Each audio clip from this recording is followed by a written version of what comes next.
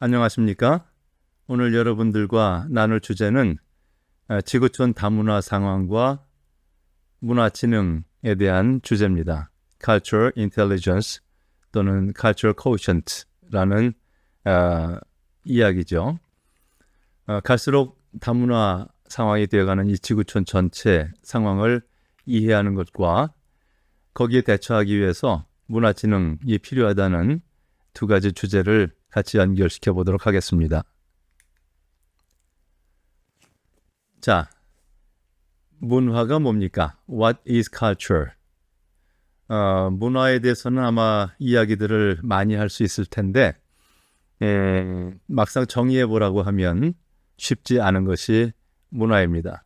특별히 저희가 문화사역을 한다고 얘기를 하는데 그것이 이제 어디까지 이야기하는 것인지 무엇을 말하는 것인지 하는 부분에서도 아마 그 단어를 사용하는 사람들만큼 다양할 겁니다. 그래서 오늘 앞쪽에서는 문화가 뭐냐 하는 부분에 대한 이해를 먼저 시도해 봅니다.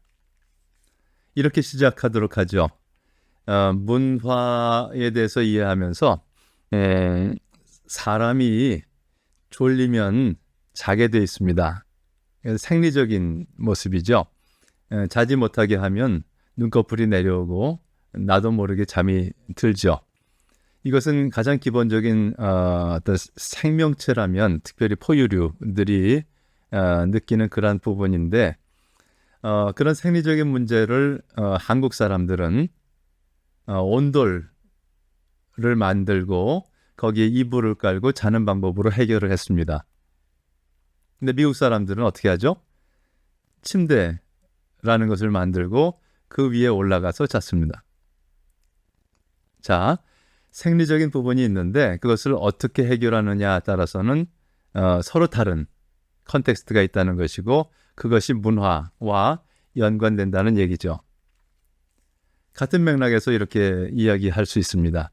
사람이 배고프면 뭐라도 주워 먹게 돼 있습니다. 이게 가장 기본적인 모습인데 생리적인 모습인데 인도 사람들은 그것을 손으로 이렇게 뭉쳐서 카레와 밥을 비벼서 입에다 넣습니다. 미국 사람은 어떻게 먹죠? 포크와 나이프를 가지고 먹습니다. 그래서 한 에피소드가 있는데 인도 친구와 미국 친구가 같이 밥을 먹으면서 서로 농담을 하는 겁니다. 미국 사람이 이제 인도 사람에게 얘기를 해요. 사람이 어떻게 야만적으로 손으로 먹냐?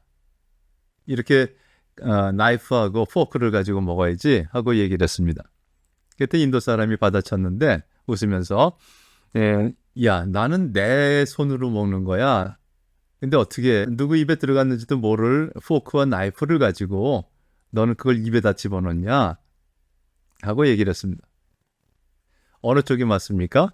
이건 내 손이고 오른손만 잘 관리하면서 먹으면 나는 깨끗하다는 거예요. 근데 저 포크와 나이프는 누구 입에 들어갔는지 모른다는 거예요. 보는 관점에 따라서 다르죠. 이것이 바로 문화의 하나의 그 예가 되겠습니다.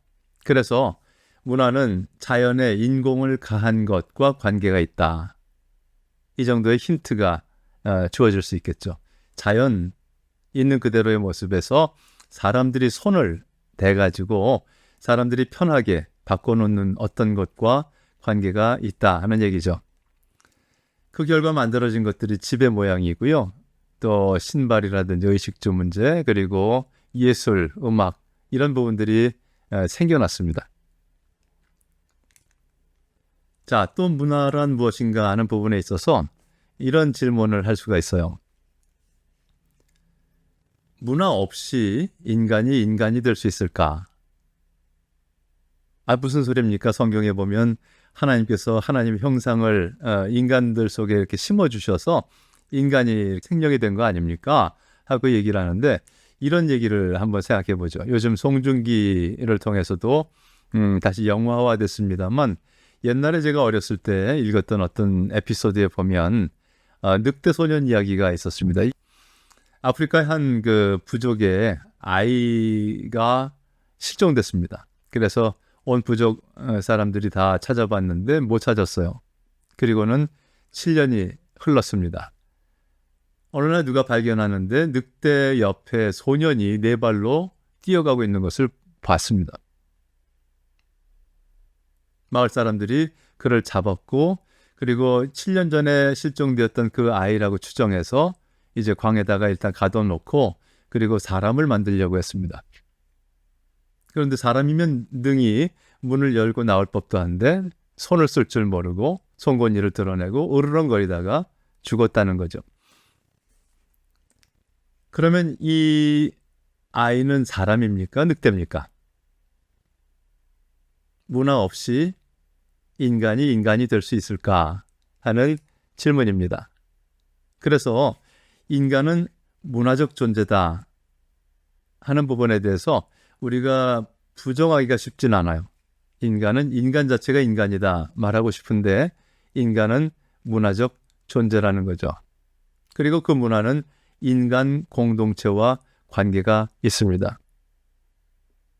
자, 우리 한국 아이인데요. 배달의 민족인데 어릴 때 이제 부모에게 버림을 받고 입양이 되었습니다.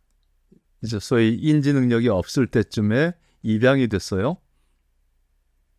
그 후에 그 아이는 미국 아이입니다. 생각하는 모습이라든지 모든 것들이 다 미국 아이예요. 무슨 얘기입니까? 핏줄보다도 자라는 환경, 소위 문화적 환경이 중요하다는 얘기고 그 문화는 인간 공동체와 관계가 있다는 거죠. 그래서 문화의 공동체성에 대해서 얘기를 합니다. 소위 그 공동체 안에서 같이 느끼고 같이 생각하고 소위 세계관이 거의 흡사해요. 그러니까 소위 우리 한국 사람들 배달의 민족은 어디를 가든지 느낌이 비슷해요. 아리랑 하면 무슨 소리인지 알고 태극기 하면 뭐 느낌이 있고 김치 하면 느낌이 옵니다. 이건 우리가 느끼는 문화의 공동체성이죠. 다른 문화는 절대로 이해할 수 없는 어떤 것입니다. 그래서 문화란 이렇게 생각을 할 수 있죠. 사람들은 이 공동체를 어떻게 유지하지? 그리고 어떻게 발전시켜 나갈 수 있지? 무엇이 이 공동체가 흩어지지 않게 만드는 핵심이지? 이런 질문이죠. 하나의 힌트로 우리가 생각할 수 있는 것은 바벨탑입니다. 사람들이 공동체를 이루고 힘을 합해서 우리가 하나님과 대적해 보자고 하고 바벨탑을 쌓았어요. 쭉 올라가는데 하나님께서 그 공동체성을 흩어놓을 수 있는 하나의 방법을 쓰셨는데 뭐죠? 언어를 다르게 하셨어요. 커뮤니케이션이 안 되니까 공동체가 와해되더라. 아, 인간은 커뮤니케이션 하는 존재구나. 한국 사람은요, 한국 사람 이 공동체 안에서 한국말로 커뮤니케이션 해요. 미국 사람들은 미국의 그 공동체 안에서 미국말로 커뮤니케이션 하죠. 그리고 자기의 세계관과 가치관과 규범과 모든 것을 만들어가요. 자, 그렇다면 이 문화라는 것은 커뮤니케이션과 관계 있구나. 그래서 문화의 연구에 있어서 커뮤니케이션이라는 부분은 굉장히 중요하게 연구되고 있는 분야입니다. 커뮤니케이션이 공동체를 유지하고 또 발전시킬 수 있는 굉장히 중요한 요소라는 거죠. 그래서 문화를 여러 가지로 정의를 하는데 제가 한 예를 이렇게 한번 들어보죠. 문화란 한 사회의 구성원이 있다는 거예요. 공동체성이 있다는 거예요. 한국 사람이면 거기에 미국 사람은 들어올 수 없다는 거죠. 한 사회의 구성원들이 후천적인 학습을 통해 여기서 가정 안에서 자라나고 동네에서 배우고 학교에 가서 배우고 그러면서 후천적 학습을 통해 공통적으로 가지게 되는 행동 양식과 사고방식의 종합체다. 그죠? 뭔가 여러 가지 요소들이 있고 생각할 수 있는 근거들이 있습니다. 이 culture라는 단어를 구글에서 검색해 보시면 굉장히 다양한 그림들이 많아요. 여러분들도 한번 찾아보시기 바라고 제가 찾은 것 중에 하나 보면 The Culture는 맨 위에 Story 그리고 Myths 그 공동체를 유지하는 근간입니다. 소위 반만년 역사, 때로는 침략도 받고 또한 전 세계를 공헌도 하면서 홍익인간의 정신을 만들어갔던 스토리와 신화, 단군 신화부터 시작해서 수많은 신화들, 그리고 거기서 만들어진 심볼스, 소위 태극기라든지 무궁화, 또 파워 스트럭처스, 과거에는 양반, 상민 또는 군사부가 일체로 느껴졌던 그 파워 스트럭처에서 지금은 민주주의의 어떤 파워 스트럭처로, 그러면 어거니제이션 스트럭처가 거기에 맞게 이제 구성이 되고 컨트롤 시스템스가 그 공동체를 이렇게 컨트롤할 수 있는 시스템이 갖춰지게 되고, 그 안에 rituals and routines, 소위 새해가 되면 저마다 이제 가족 대이동을 하죠. routines가 만들어지는 이 모든 것들이 문화라는 말로 표현될 수 있다 하는 거죠. 또 하나 그림 보면 문화에는 what you see, 우리가 볼 수 있는 부분과 deep structure가 있다는 거죠. 우리가 보이는 것은 한국 사람은 words, 한국말 쓰네, 미국 사람들은 미국말 쓰네, tonality, 특별히 어떤 일본 사람들은 굉장히 조용한 그런 톤이 있고요. 뭐 중국 사람들은 굉장히 큰 목소리죠. 식당 가보면 뭐 위하여 뭐 이런 비슷한 것들을 하는데 우리 한국은 그 중간쯤 되는 것 같아요. 이런 것처럼 그 문화의 tonality, body language, gestures가 있다. 그건 다 보이는 것들이니까 그 나라 사람들은 그래 이렇게 말할 수 있지만 deep structure로 들어가면 그 문화 안에서의 어떤 믿음 체계들, 가치 체계들, 또 선입견, 편견, 그죠? 그들이 가지고 있는 어떤 경험, 또 두려움, 꿈, 느낌, 그래서 beliefs, values, biases, prejudices, experiences, fears, dreams, feelings 이런 부분들은 보이지 않아요. 근데 오래 같이 있어 보면 느낌으로 아는 거죠. 자, 문화는 그런 거다. 자, 이 문화를 이야기하면서 소위 문화화라는 단어가 굉장히 중요합니다. inculturation 이라는 단어인데요. 이런 거죠. 개미가 이제 대표적으로 우리가 느낌이 올 텐데, 소위 사회적 동물 중에 많은 부분들은 through instinct, 이제 본능적으로 그 역할이 딱 주어져요. 특별히 개미는 아주 독특하잖아요. 일개미, 여왕개미 뭐 이렇게 쭉 해서 역할이 나눠지면 본능적으로 그 사회 역할들을 수행해요. 그리고 사회가 잘 굴러가죠. 그런데 인간은 사회로부터 역할들을 배워야 그 역할을 감당해요. 소위 inculturation is the process of learning a culture from one's society. 소위 inculturation, 문화화라는 것은 그 문화 안에서 하나의 그 문화를 배우는 프로세스라는 거죠. 과정이라는 거죠. 이런 거예요. 어릴 때 소위 아빠가 이제 느낌이 오죠. 아빠가 아이들하고 잘 놀아주고 그래서 무등 태워주고 말 태워주고 하면서 그렇게 관계를 맺고 지냈던 남자아이는 그렇게 문화화되고 커져서 자기가 아빠가 되면 그런 아빠 역할을 할 가능성이 많죠. 그게 당연하게 여겨져요. 그 친구에게는. 근데 아버님께서 느낌이 오죠. 아버님께서 유교적인 어떤 그 권위와 가치관을 가지고 회초리로 아이들을 키웠다고 하십시다. 그게 문화화된 거죠. 그러면 이 아이의 내재적인 마음속에서는 소위 그런 아버지가 아버지구나. 아버지상이 정리가 되죠. 그리고 남을 바라봤을 때 그 아들을 막 무등 태워주는 그 아빠를 보면서 이해가 안 되는 거예요. 좀 부러울 수도 있죠. 그렇죠? 어쨌든 나와 다른 어떤 이해가 안 되는 문화 충격을 체험합니다. 그만큼 문화화라는 것은 그 안에서 문화 안에서 만들어지는 어떤 과정을 얘기하죠. 그랬을 때 이런 그림이 인터넷에서 있어서 한번 같이 생각을 해봅니다. 해석을 우리 마음대로 하는 거예요. 자, 왼쪽 위에서 올라가는 거죠. 사람이 문화를 만들어요. 근데 일단 만들어진 그 문화는 사람을 규정해요. 오른쪽 밑으로 이제 소위 명령하듯이 이렇게 영향을 끼치고 규정하죠. 반대로 왼쪽 위에서 올라가는 거를 이렇게 해석해 봅시다. 우리가 문화화되어 가요. 그리고 정점에서 우리가 그 문화인이 되죠. 그러나 반대로 우리는 새로운 문화를 만들어낼 수 있는 또 여지가 있어요. 오른쪽 밑으로 내려오는 새로운 문화를 향해서 새로운 어떤 문화를 만들어 나가는 그런 역할도 할 수 있겠다. 어떤 게 이제 이 그림의 의도인지 몰라도 우리는 두 가지 해석을 시도해 보면서 문화는 그런 거다 하는 것들을 생각을 해볼 수 있겠다. 제가 이런 그림을 그렸죠. 저 겉에 보이는 What you see는 문화 산출물, 그리고 그들이 보여주는 태도와 행위 이런 것들이겠죠. 그러나 deep level로 들어가면 감성, 감정, 더 깊이 들어가면 그들이 죽어도 양보할 수 없는 가치관, 규범, 그리고 그들의 종교의식과 세계관까지 내려갈 수 있겠다.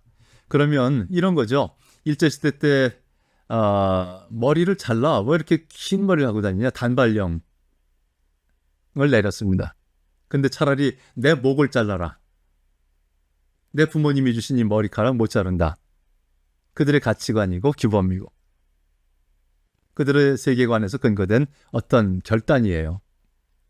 어떻게 보면 일본은 그걸 알았고 그 머리를 자르기를 원한 거죠. 그들의 가치관을 묵사발내기를 원한 거죠.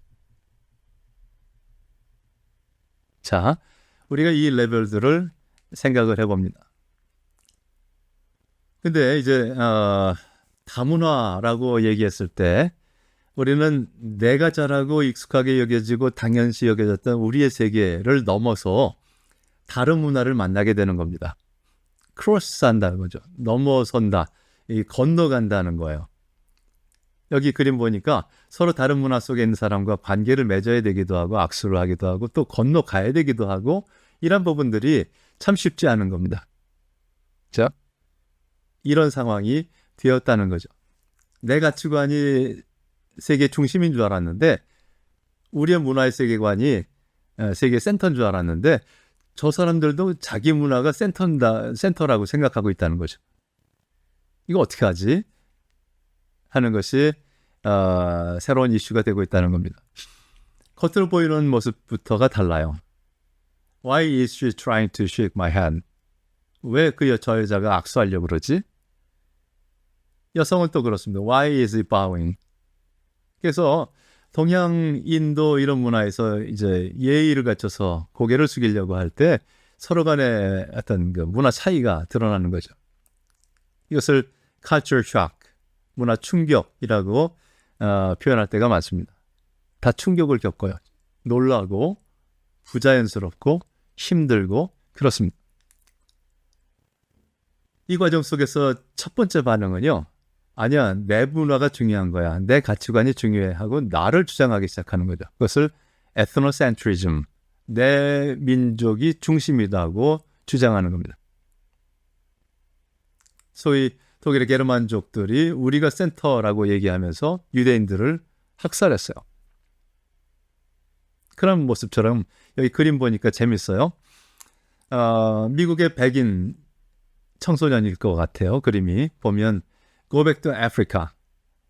자기 친구 흑인 아이에게 너 조상이 아프리카에서 왔으니까 아프리카로 가 그랬어요. 그리고 멕시칸 친구를 향해서 Go back to Mexico 그랬어요. 그리고 네이티브 아메리칸을 만났죠. 그럼 어떻게 되는 거예요? 네이티브 아메리칸이 원래 미국에 살았던 친구들이고 이 백인 아이가 들어와 가지고 인디언들을 학살하고 몰살시켰잖아요. 자, 어떤 것이 맞는가 이제 고민하게 됩니다. 종교적인 부분에서도 늘 그렇습니다. We are right. 우리가 정답이야. 우리가 맞아. 우리가 진리야. 말하는 순간 에트노센트리즘의 모습도 한번 생각해 볼 필요가 있겠다. 자, 이 상황이 만들어진 거죠. 내가 자라나고 내가 가졌던 이 세계관부터 해서 행동 반경까지 만들어진 이 구조와 그 옆에 이제 소위 겹치는 일들이 벌어지는 거예요. 같이 공존하면서 서로 다른 문화들이 소위 이것을 크로스한다, 인터한다, 멀티다 하는 표현을 사용하죠. 그래서 크로스 cultural이라는 것을 문화를 넘어서는 초문화적인 뭐 이런 얘기도 하고 간문화적인 이런 표현도 씁니다. intercultural은 주로 이제 상호라는 표현을 많이 쓰는 것 같아요. inter라는 말. 그리고 multi라는 말을 다문화 이렇게 표현하죠.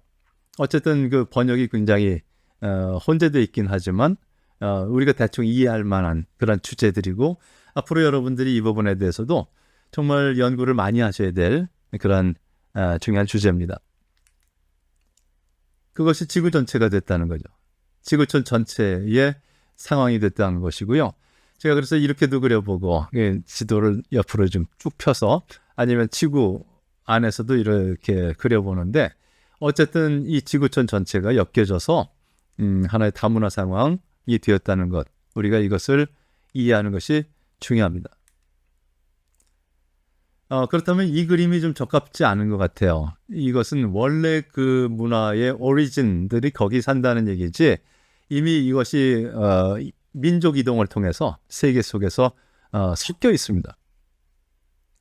서로 영향을 주고받고 새로운 문화를 만들고 있다 하는 것을 염두에 둬야 될 줄 압니다.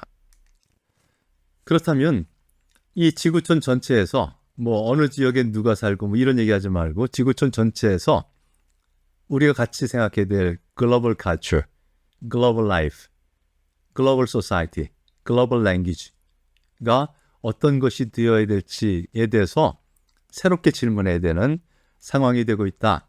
이렇게 먼저 이해하시고 시작하십시다.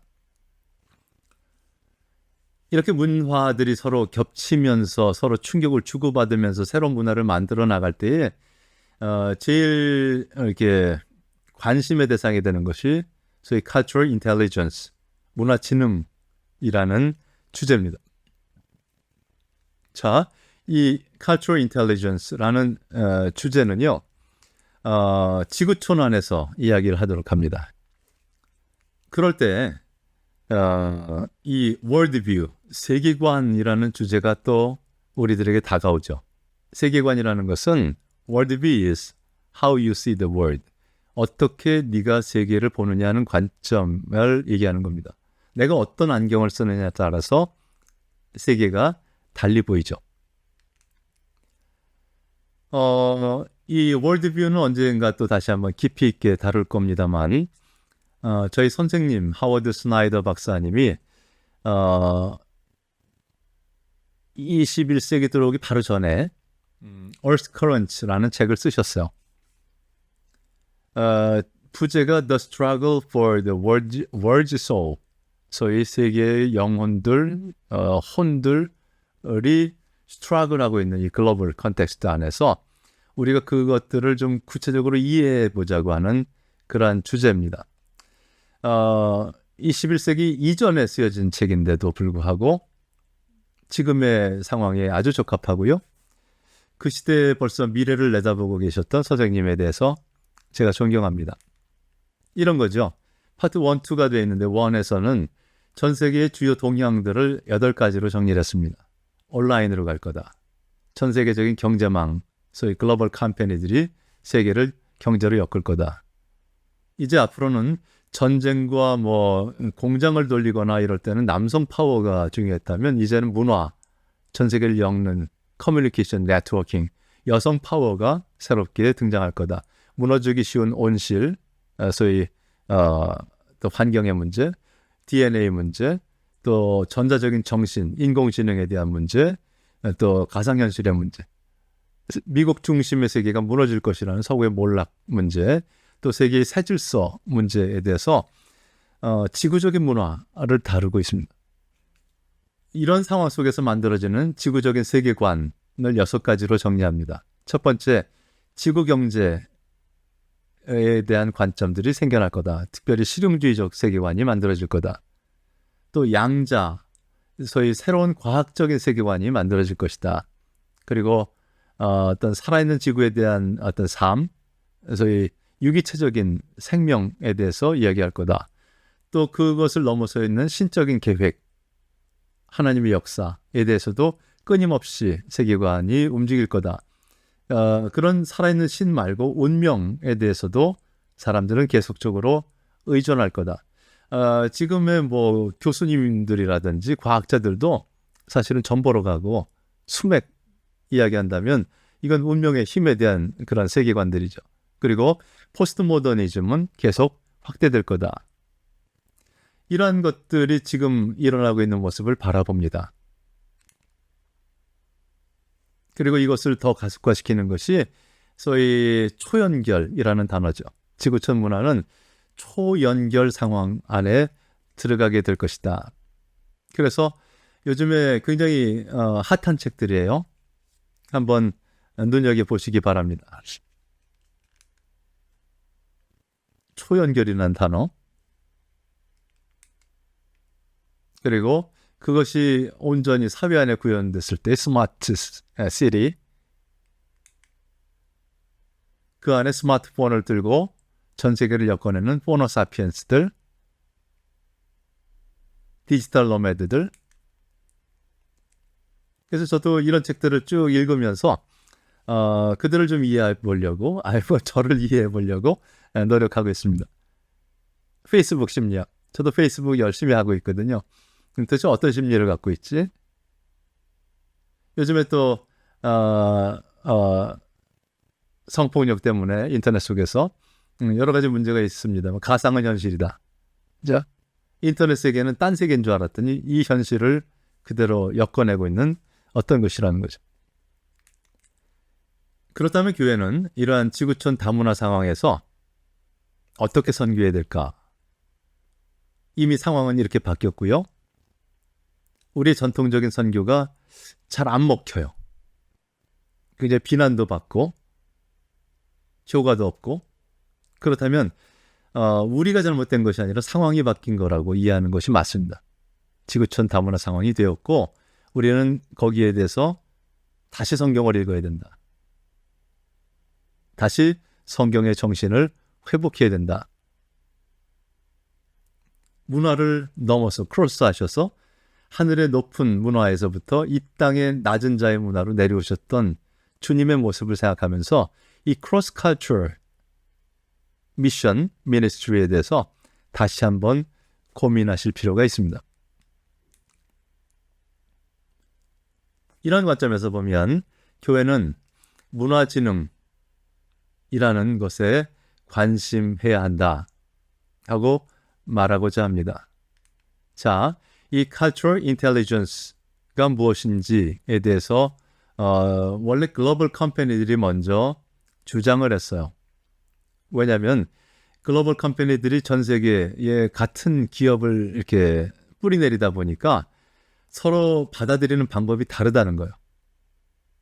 그걸 이해하기 시작하면서 문화적인 지능이 굉장히 중요하구나. 문화를 이해하고 거기에 반응하는 것이 굉장히 중요하구나 하는 것을 깨닫게 됐어요. 예를 들면 맥도널드의 프랜차이즈 브랜치 하나를 신청하려고 하면 매뉴얼이 다 있고요. 또 거기 컨설팅 팀들이 들어와서 다 짜주죠. 그죠? 그 매뉴얼들과 어떤 자문할 수 있는 어떤 관점들이 다 있는데 예를 들어 아프리카에다가 맥도날드를 심으려고 그래서 그 매뉴얼을 갖다가 주고 컨설팅 팀들이 들어갔다 합시다. 근데 작동을 안 하는 거예요. 왜 그런가? 미국에선 잘 작동했는데 왜 그런가 봤더니 문화가 다르고 사람과의 관계가 달라서 소위 직원들을 고용하고 움직여가는 그 시스템 자체도 달라지고 또 고객들의 접근하는 방법조차도 다르다는 것을 깨닫게 된 거죠. 그러면서 문화진흥, 그들을 이해하고 적절하게 대응하는 것이 중요하다는 것을 깨닫기 시작했습니다. 그래서 이 문화진흥을 잘 적용했더니 소위 효과도 나타나고 열매도 맺혀지고 하는 것을 보게 되는 거죠. 이런 것은 굳이 글로벌 컴퍼니만이 아니라 국제기구들, 전 세계에서 관계하는 수많은 일들 속에서 문화진흥의 필요성을 더 절실하게 느끼기 시작했습니다. 우리나라에 나와 있는 책 중에 제가 본 것들 이렇게 소개하면 왼쪽 밑에부터 시작합시다. 문화진흥 CQ 글로벌 소통의 기술. 이게 가장 기본적인 책입니다. 이거부터 먼저 읽으시기 바라고요. 그다음에 위로 가운데 문화지능 CQ 리더십 같은 저자입니다. 그리고 오른쪽 밑에 문화지능과 세계여행 이 세 가지가 시리즈 책이라고 보시면 돼요. 같은 연구소에서 나왔고요. 한 저자입니다. 특별히 왼쪽 밑에가 기초고요. 그것을 리더십으로 해석한 것이 위쪽의 가운데고요. 그리고 그 리더십을 가지고 전 세계에 들어갈 때 10 cultural clusters, 소위 10개의 문화적 클러스터들을 소개하는 그들의 차이를 이해하는 그런 책입니다. 그 외에 이제 위에 오른쪽 왼쪽에 책들도 한번 보시면서 문화지능에 대해서 이해하시면 좋겠습니다. 자, 그 내용을 조금 더 제가 설명을 해보면 오늘날 글로벌 세계에서 성공은 다양한 문화적 상황에 적응하는 능력에 달려 있습니다. 다양한 문화적 상황에 적응하는 능력에 달려 있다. 문화지능, 소위 Cultural Intelligence는 여러 형태의 지능 지수 가운데 하나라는 의미에서 Cultural Quotient, CQ라는 용어로도 표현됩니다. 이 문화지능은 다양한 문화적 환경에 효과적으로 적응할 수 있는 능력을 말하는데 이 문화지능은 급속하게 변화하고 있는 오늘날의 세계에서 매우 유용한 능력이 되고 있다 하는 사실입니다. 이 문화지능이 높은 사람은 문화 사이의 유사점과 차이점 모두를 진심으로 인정하고 이해하려고 하는 통합적인 세계관을 가지고 있는 사람이다. 이 문화지능이 높은 사람은 차이라는 것이 위협이 아니라 배움의 시작이라고 생각한다. 자, 우리 한국 사람들이 참 낯설어하는 그런 모습이에요. 차이는 적이에요. 우리 편이 아니에요. 그죠? 우리가 느끼는 문화 속에서. 근데 문화지능이 높은 사람은 나와 차이가 있네. 왜 그렇지? 왜 저 사람은 저렇게 생각하게 되었을까? 소위 배움의 시작이라고 생각한다는 거죠. 우리 선교도 마찬가지 같아요. 우리와 다른 어떤 그룹을 향해서 저 사람들은 우리의 위협이 되고 있어 라고 볼 것인지, 왜 저 사람들은 저렇게 생각하지? 그 배경이 뭐지? 그들의 문화는 뭐지? 이렇게 질문하기 시작하면 앞으로의 소통의 가능성들이 생겨난다 하는 거죠. 이 문화지능은 4가지 주제로 되어 있는데요. 이 영어로 쓰면 굉장히 복잡하니까 한국말로 들어가죠. 자, CQ의 4단계입니다. 첫 번째 단계는 CQ 드라이브, 소위 CQ 동기라고 번역했습니다. 동기에 대한 얘기, 모티브에 대한 얘기입니다. 문화적으로 다양한 상황에 효과적으로 적응하고자 하는 관심과 확신에 대한 것입니다. 관심과 확신이 높으냐 낮으냐 하는 거예요. 그 관심의 모습이 높으면 앞으로 더 많이 시간을 들이고 공부를 하고 그 안에 들어가서 살려고 하고 하겠죠. 소위 기독교적으로 우리 선교 이야기를 하고 있으니까 CQ 동기는 어디서 생깁니까? 내가 너를 불렀다. 내가 너를 보내노라. 다른 문화를 향해서 주님께서 말씀하셔요. 예를 들어서 구체적으로 내가 너를 인도로 보내노라. 그럼 가야 되잖아요. 아멘 했어요. 그 다음에는 인도를 이해하려고 하는 소위 동기가 생기는 거예요. 그래서 두 번째 CQ knowledge, 소위 CQ 지식 단계로 들어가요. 서로 다른 문화 간에 어떤 부분이 비슷하고 어떤 부분이 다른지에 대한 지식이 높으면 소위 CQ 지식이 높다고 하고 낮으면 낮다고 얘기하겠죠. 예를 들어서 인도에 대해서 내가 하나도 몰라요. CQ 지식이 1점이죠. 그런데 내가 그들을 너무도 잘 알고 그들과 같이 사는 게 너무 편하다. CQ 한 5점 정도 되죠. 그래서 조금 이따 그 점수의 구분은 설명을 드리겠습니다. 그들을 이제 공부하기 시작하는 거예요. 책도 사보고 인터넷도 검색해보고 인도 사람도 만나보고 인도 선교사들도 얘기 들어보고 하면서 계속 CQ 지식을 늘려가는 거죠. 잘못 나오네요. 그럼 CQ strategy, 소위 이제 인도에 대한 지식들이 쌓이면 거기에 대해서 그들과 어떻게 소통하면 되지, 어떻게 접촉점을 만들지, 소위 CQ 전략, 스트래티지가 생겨요. 문화적 차이 관점에서 효과적인 전략을 수립할 줄 알면 5점이고요. 아예 모르면 1점이에요. 그래서 이런 부분에 대해서도 수치로 확인하게 만들어주죠. 마지막으로 CQ 액션, CQ 행동이라는 부분인데 새로운 문화적 상황에서 자신의 행동을 힘들이지 않고 적절히 맞출 수 있는가 이런 거예요. 이제 문화하고는 좀 관계가 없지만 이해하기 쉽게 이렇게 한번 해보도록 하죠. 내가 수영을 배우는 거예요. 동기가 생겨야 되잖아요. 아, 여름에 내가 사귀는 애인이 수영 가자 그랬어. 그 여인과는 절대 헤어질 수가 없어. 그럼 동기는 확실해졌죠. 내가 수영을 배워야 되는 거예요. 그래서 CQ 지식 단계로 넘어가죠. 수영에 대해서 공부하고 또 학원을 끊어서 이제 지식적으로 먼저 배우고 또 하나씩 동작을 익혀나가기 시작해요. 자, 머리로 이제 지식을 쌓으면서 CQ 전략에 들어가죠. 그러면 나는 어떻게 이 몸들을 움직여가면서 수영을 할 수 있을까에 대해서 구체적으로 이제 적응을 하고 적용을 해요. 그럼에도 불구하고 물에 들어가면 긴장하게 되고 꼬록꼬록거리고 안 움직이죠. 어느 정도 실력이 늘어나서 전략적으로 잘 하는 것 같아도 아직 긴장이 돼 있으면 힘이 많이 들어요.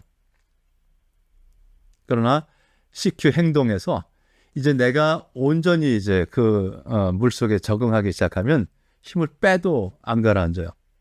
아주 쉽게 조금만 에너지를 써도 힘을 써도 수영이 잘 돼요. 이것을 CQ 행동이 굉장히 높은 상황으로 이해하면 좋겠습니다.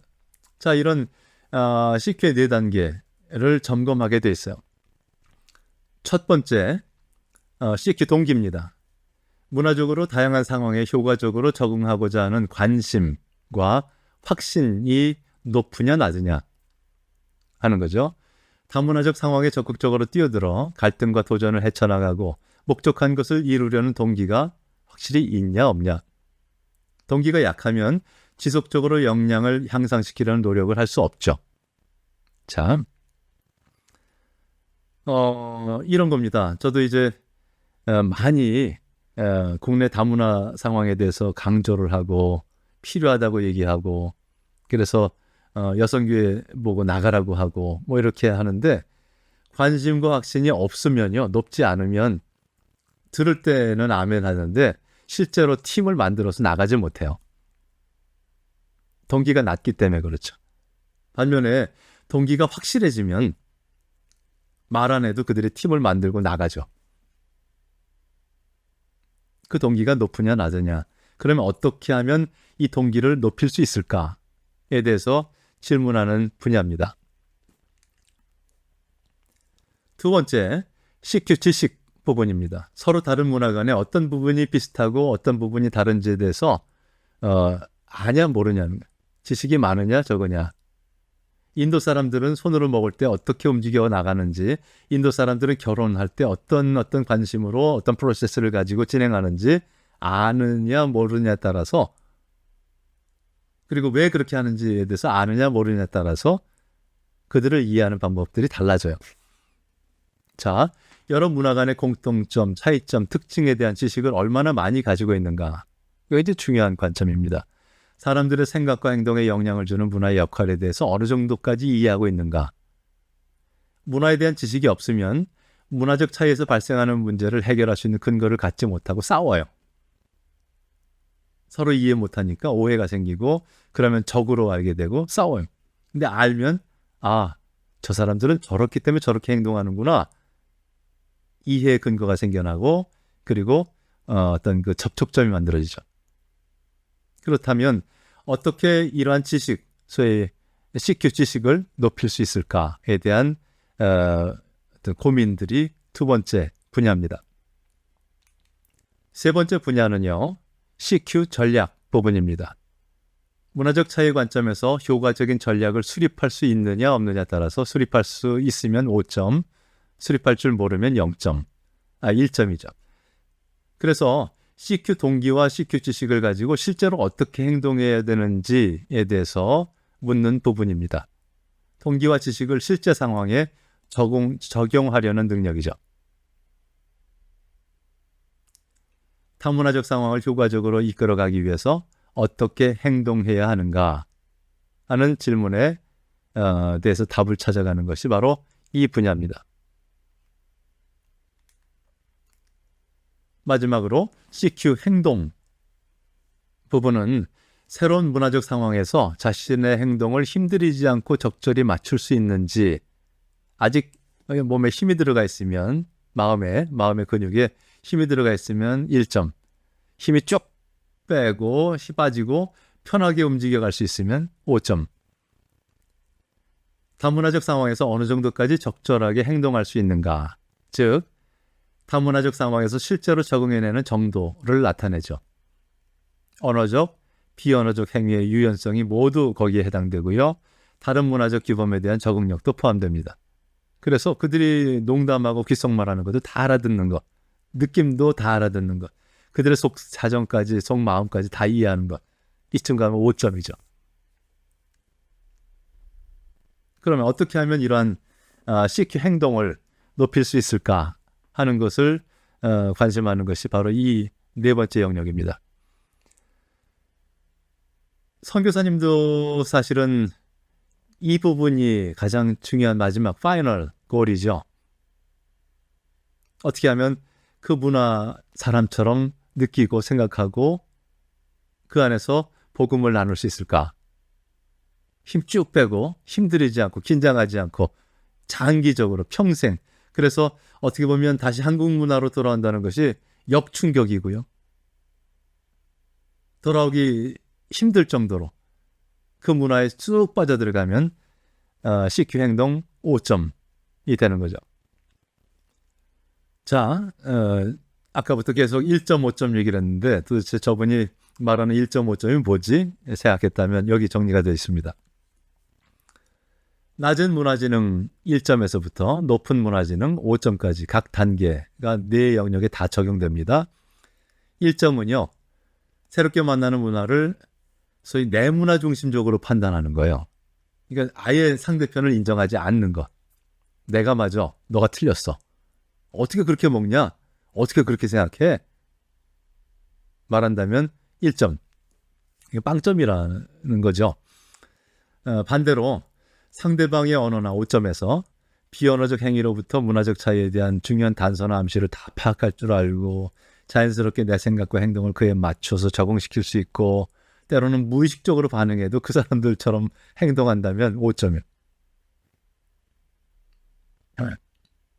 2점은 뭐가 되죠? 다른 문화적 규범들을 인식하기 시작하는 거예요. 아, 저런 나와 다른 문화가 있네. 그 문화들이 어떻게 다른지 알고 싶어 한다. 여기쯤 가면 2점.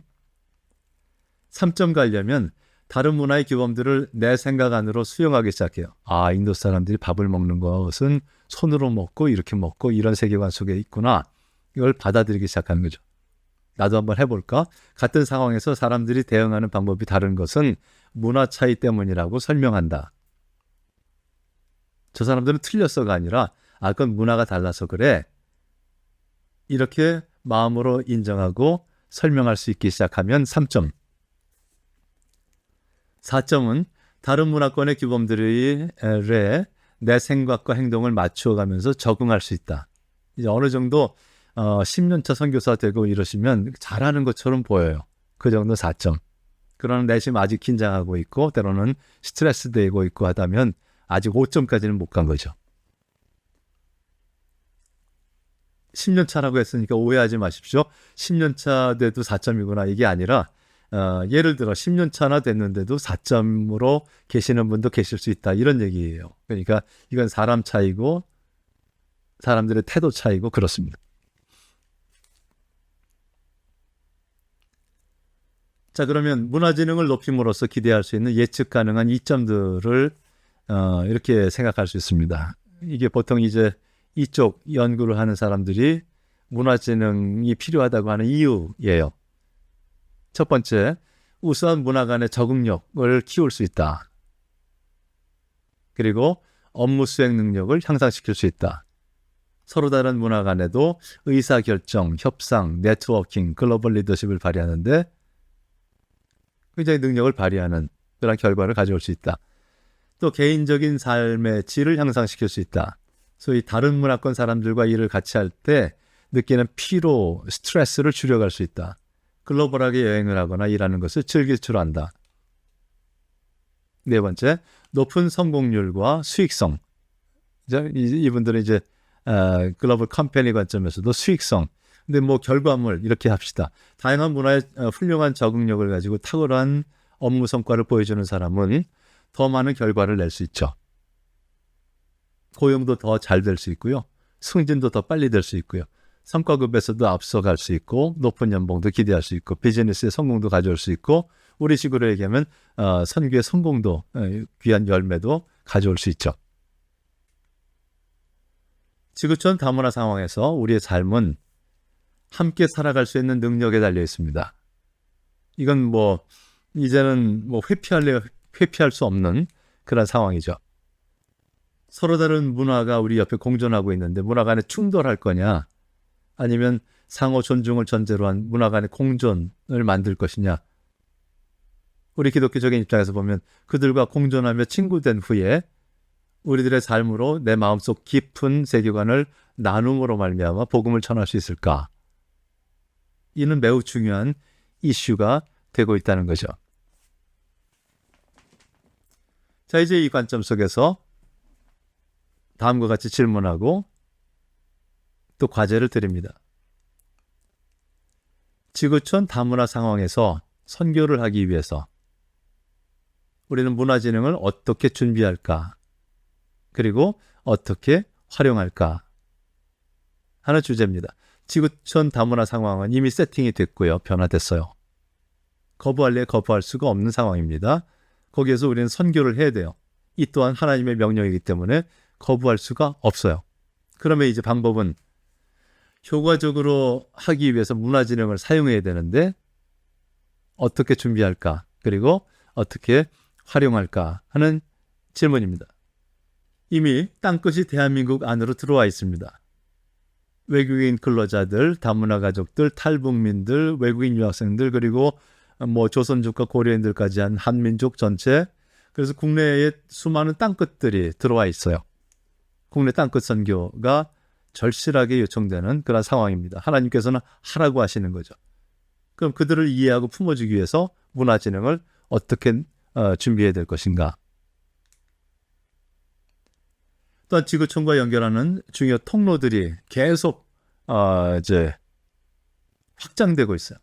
그 중에 인터넷을 통해서 인도 사람들과 만나서 페이스북에서 그룹을 만들고 소통할 때 문화진흥을 어떻게 높여서 그들과 효과적으로 복음을 나눌 수 있을 것인지, 한류를 타고 어떻게 나갈 것인지, NGO, 비즈니스, 재외동포까지 우리가 지구촌과 연결하는 중요한 통로들을 타고 넘어갈 때에 이 문화진흥을 이해하는 것이 너무도 중요합니다. 한 가지만 얘기한다면 재외동포가 한국 사람입니까? 아니면 외국 사람입니까?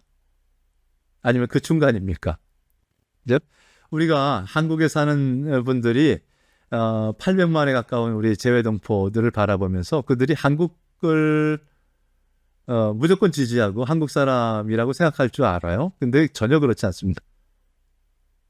이 또한 문화진흥을 통해서 그들을 제대로 이해하고 그들과 협력하는 방법을 준비하지 않으면 우리는 또 오차를 발견하게 돼요. 자, 그래서 과제를 이렇게 드립니다. 지구촌 다문화 상황에서 선교를 감당하기 위해서 문화진흥을 어떻게 준비할 것인가, 그리고 어떻게 활용할 것인가에 대해서 A4 용지 한 장, 서술식으로 많이 뭐 이렇게 쓰지 마시고요. 브레인스토밍 하듯이 굉장히 다양한 생각들을 그냥 짧게 쭉 정리해서 일목요연하게 한번 순서를 정해보시고 제출을 하시면 되겠습니다. 그리고 여러분들은 그것을 체크리스트 삼아서 앞으로 이 지구촌 다문화 상황에서 선교를 감당하기 위해 문화진흥을 준비하고 활용하는 점검표로 사용하면 좋겠습니다. 우리가 쓰임 받아야 될 텐데 준비가 안 되고 우리와 다른 사람들을 적으로 보고 자꾸 싸움박질만 하고 문제만 일으키면 차라리 선교 안 하는 게 낫잖아요. 그렇죠? 힌두교 사람들이, 불교 사람들이, 이슬람 사람들이 우리를 만났는데 아, 저 사람 기독교인이라는데 정말 따뜻해. 우리를 잘 이해해주고 우리들과 소통이 잘 돼. 그들과 친구 되고 싶어. 그들에게서 뭔가 배우고 싶어. 하는 마음이 든다면 이게 이제 복음을 전할 수 있는 가장 기본적인 세팅이 되는 거죠. 그들이 그런 마음을 갖게 하는 근거는 뭘까요? 우리들의 문화 지능이 높아서 그들을 잘 배려하고 그들과 소통하고 할 때 이런 일들이 가능합니다.